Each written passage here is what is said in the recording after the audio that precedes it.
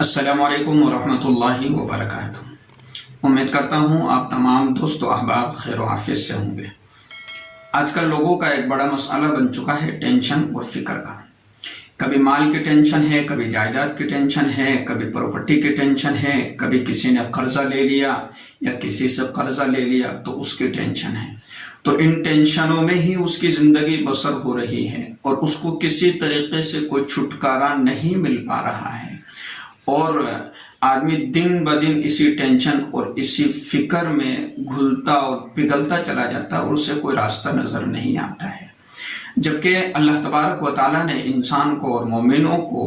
اسی طریقے سے اللہ کے نبی صلی اللہ تعالیٰ علیہ وسلم نے مومنوں سے اور مسلمانوں سے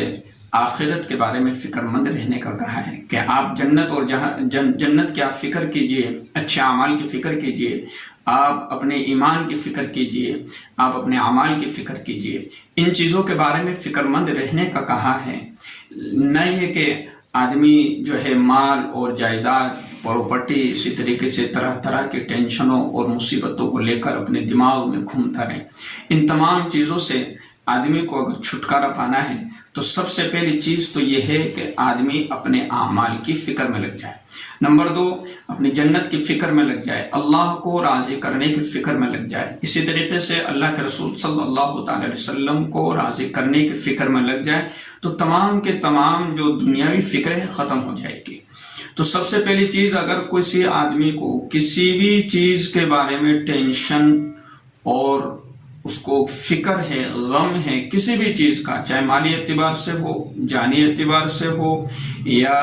کسی سے قرض لے لیا ہو یا کسی کو قرض دے دیا ہو، ان تمام کی تمام چیزوں سے، یا کوئی بیماری لگ چکی ہو یا کوئی بیمار ہو یا اس کے پاس پیسہ یا مال اور اسباب موجود نہ ہو، یعنی کسی بھی طریقے سے اگر کوئی شخص ٹینشن میں ہے، پریشانی میں ہے، فکر میں ہے، اس کو کوئی راستہ نظر نہیں آتا، تو آدمی کے دل میں خیال آتا ہے کہ ٹیبلٹ لے لی جائے یا طرح طرح کے ہتھ کنڈے اختیار کرتا ہے، لیکن اسے کوئی راستہ صحیح طریقے سے نہیں مل پاتا ہے کہ اس کی ٹینشن اور اس کی فکر دور ہو جائے اور اس کو اطمینان قلبی، یعنی اس کے دل کو سکون اور اطمینان مل سکے۔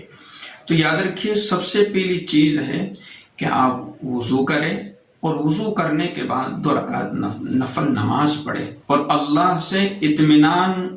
مانگے کہ اللہ مجھے اپنی زندگی میں اطمینان نصیب فرما، میری ساری ٹینشنوں، غموں اور فکروں کو دور فرما۔ یہ چیز ہے اصل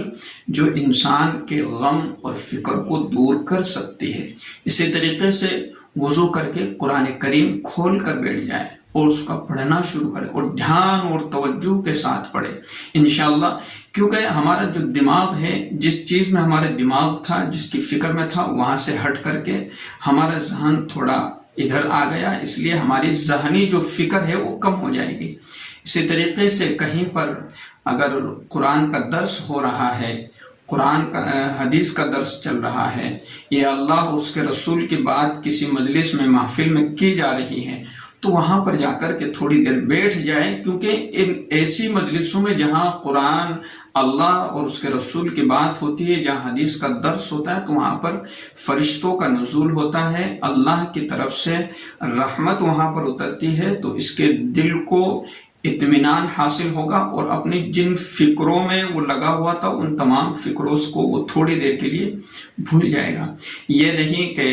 آپ کو کسی چیز کے بارے میں فکر ہو گئی، ٹینشن ہو گئی، غم ہو گیا، کوئی بری خبر سن لی اور جو ہے آپ گٹکا منہ میں دبا کر کے تھوڑی دیر فٹ پاتھ پر بیٹھ گئے، چوراہے پر بیٹھ کر کے آ گئے، چلو مست ہو کر کے گھر آ گئے۔ ایسی چیزوں سے ٹینشن ختم نہیں ہوتی ہے۔ آپ نے جو ہے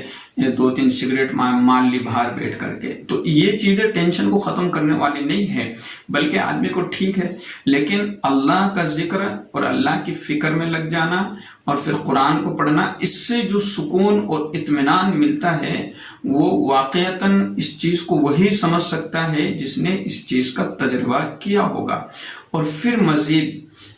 اس چیز کی پابندی بڑھا دیں کہ لا حول ولا قوت الا باللہ، اس چیز کا اہتمام کر لیں۔ یہ 99 بیماریوں سے شفا ہے، جس میں سے سب سے چھوٹی بیماری، سب سے چھوٹا مرض جو غم اور ٹینشن ہے، کہ لا حول ولا قوت الا باللہ. جب بھی دماغ میں ایسی چیزیں ذہن میں آنے لگ جائے جو ہمیں ٹینشن دینے والی ہو، فکر دینے والی ہو دنیاوی اسباب کے تعلق سے، تو لا حول ولا قوت الا باللہ، لا حول ولا قوت الا باللہ، ان چیزوں کو اپنی زبان پر ان چیزوں کا اپنی زبان پر ذکر شروع کر دیں. تو یہ وہ چیزیں ہیں جو انسان کو صحیح طریقے سے نیک اعمال کے راستے سے، نیک طریقے سے انسان کی زندگی کو اچھے سے بنا سکتی ہے. نہ یہ کہ آدمی وہ طریقہ اختیار کرے جو ایک غلط طریقہ ہے، اللہ کو بھی پسند نہیں اور رسول اللہ کو بھی پسند نہیں، اور پھر ایسے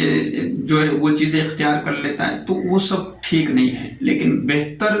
اور سب سے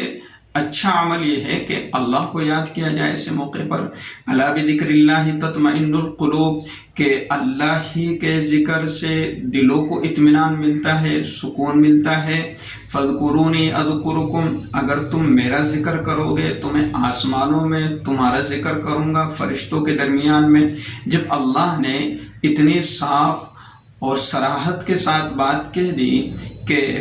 میرے ہی ذکر میں نے اطمینان رکھا ہے، اسی طریقے سے اگر تم دنیا میں بیٹھ کر کسی جگہ پر کسی کونے میں میرا ذکر کرو گے، مجھے یاد کرو گے، تو میں آسمانوں میں فرشتوں کی مجلس میں، فرشتوں کی محفل میں تمہیں یاد کروں گا. تو جب اللہ تبارک و تعالی بندے کو یاد کرے گا تو اس کا مطلب یہ ہے کہ اللہ کی نظر کرم اور اللہ کی کرم فرمائیاں اس بندے پر ہے. تو پھر اس کو کس طریقے سے دنیا کی ٹینشنیں اور دنیا کی فکریں اس کو الجھنوں میں ڈال سکتی ہیں. تو طریقہ میں یہی چیز بتلاتا ہوں کہ آدمی کی زندگی اور آدمی کی اصلاح کیسے ہو جائے. میرے چینل کا اور میرے یہاں پر ویڈیوز اپلوڈ کرنے کا مطلب یہی ہے کہ آدمی کو اور انسانوں کو وہ باتیں ملے، وہ باتیں پہنچے جو اس کو صحیح لائن پر، صحیح طریقے پر لانے والی ہو. آج آپ یوٹیوب پر دیکھیں گے تو آپ کو عجیب و غریب طریقے سے وظیفے بتلائے جائیں گے کہ جن وظیفوں کا کچھ وظیفے ایسے ہوتے ہیں جو بالکل نہ قرآن سے ان کا میل کھاتا ہے، نہ حدیث سے ان کا کچھ میچ ہے. تو آپ وہ طریقہ اختیار کریں جو قرآن اور حدیث میں ہے اور اللہ کے رسول صلی اللہ علیہ وسلم نے جو طریقہ بتلایا ہے، تو انشاءاللہ زندگی بہترین گزرے گی اور اچھی گزرے گی. تو سب سے پہلی چیز تو یہ ہے کہ اگر ٹینشن اور فکر لاحق ہو جائے تو میرا عزیزو 2 رکعت نماز پڑھ کر کے اللہ سے مانگے، قرآن کھول کر کے بیٹھ جائیں، تسبیح وغیرہ پڑھے، درود شریف پڑھے اور لا حول ولا قوت الا باللہ پڑھے اور اللہ کا ذکر کثرت سے کرتے رہے. الا بذکر اللہ تطمئن القلوب، اللہ کے ذکر سے دلوں کو اطمینان ملتا ہے. فاذکرونی اذکرکم، اگر تم میرا ذکر کرو گے تو میں بھی تمہارا ذکر کروں گا. تو کتنی بڑی بات ہے، جو اللہ کا ذکر کرتا ہے اللہ اس کو یاد کرتا ہے. تو اب یہ ساری میں نے آپ کو 4 5 6 چیزیں بتلا دی ہے. نماز پڑھنا، قرآن کی تلاوت کرنا، اسی طریقے سے قرآن اور حدیث کے درس میں بیٹھ جانا، نہ یہ کہ کسی فٹ پاتھ پر، کسی چوراہے پر 2 4 سگریٹ کھینچ لی، چائے کھینچ لی اور دن بھر وہاں بیٹھے رہے. تو ان چیزوں سے آدمی کی ٹینشن اور فکر ختم نہیں ہوتی، بلکہ اللہ اور اس کے رسول کی